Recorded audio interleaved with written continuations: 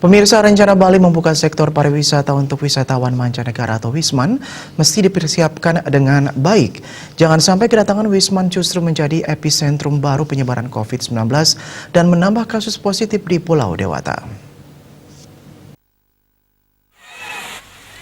Direktur Lalu Lintas Keimigrasian Direktorat Jenderal Imigrasi Kementerian Hukum dan HAM, Cucu Koswala di Kantor Dinas Pariwisata Provinsi Bali, Jumat 24 Juli mengatakan, kalau sampai terjadi peningkatan kasus akibat pariwisata akan berakibat fatal terhadap kehidupan perekonomian Bali yang sangat tergantung dari pariwisata.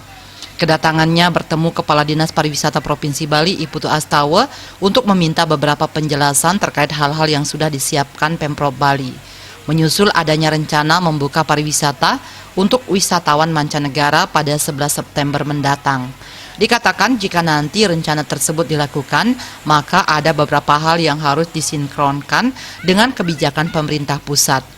Informasi dan masukan yang didapat dari Bali akan dibahas di tingkat pusat.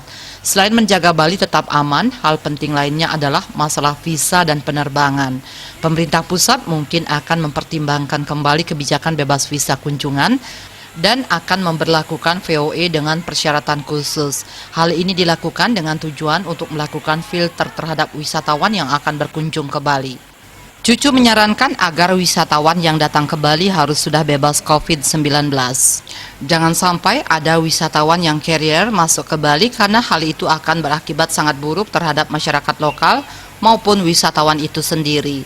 Kepala Dinas Pariwisata Provinsi Bali, Iputu Astawa mengatakan Pemprov Bali sudah mengeluarkan surat edaran Gubernur Bali nomor 3335 tahun 2020 tentang protokol tatanan kehidupan era baru di 14 sektor kehidupan, termasuk salah satunya di bidang pariwisata.